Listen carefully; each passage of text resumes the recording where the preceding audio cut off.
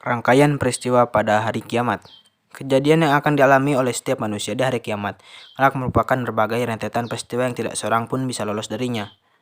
Berikut ini beberapa rangkaian peristiwa yang akan terjadi dalam akhirat setelah hari kiamat. 1. Alam barzah. Setelah mengalami kematian, ruh manusia akan berada di alam barzah atau alam kubur. Di alam barzah, ruh manusia menyaksikan gambaran amal perbuatannya di dunia serta balasannya kelak. Orang-orang yang beriman akan dibalas nikmat kubur dan orang-orang kafir akan dibalas siksa kubur. Setelah seseorang yang meninggal jasadnya dikuburkan, ia akan didatangi malaikat Munkar dan Nakir. Kedua malaikat ini akan memberikan pertanyaan pada mayat perihal Robnya, agamanya, dan nabinya. Allah Subhanahu wa Ta'ala akan memberi petunjuk dan meneguhkan orang-orang yang beriman. Ia akan menjawab pertanyaan itu dengan mantap dan penuh keyakinan. Adapun orang-orang yang tidak beriman, mereka akan bingung karena pertanyaan itu terasa asing baginya.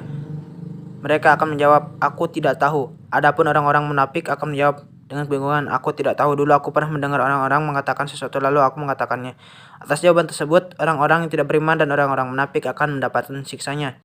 2. Yaumul Ba'ats. Yaumul Ba'ats adalah hari bangkitnya manusia dari kuburnya. Yaumul Ba'ats ditandai tiupan trompet yang kedua oleh malaikat Israfil. Seluruh manusia yang beriman maupun yang tidak beriman akan dihidupkan kembali dari kematiannya pada Yaumul Ba'ats.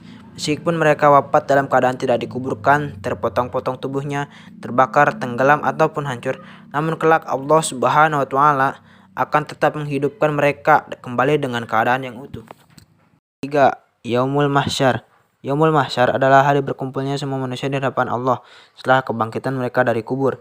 Semua manusia itu dikumpulkan secara bersama-sama di satu tempat tanpa ada yang ketinggalan. 4. Yaumul Hisab. Yaumul Hisab adalah hari perhitungan amal baik dan amal buruk manusia setelah berada di mahsyar. Mereka akan dihisab satu persatu. Hisab ialah perhitungan semua amalan manusia di dunia, baik amal baik maupun amal buruk. Sebelum dihisab, mereka diberitahu amal perbuatan yang telah mereka kerjakan meskipun mereka telah melupakannya. Semua amal manusia telah dicatat oleh malaikat Raqib dan Atid. Catatan itu tidak menyisakan satupun kesalahan. Manusia kemudian menerima buku catatan amal-amalnya tersebut kemudian ditimbang di atas neraca atau timbangan yang dinamakan mizan. Jika timbangan amal kebaikannya berat, ia akan menerima buku catatan amalnya dari sebelah kanan dan akan dimasukkan ke dalam surga.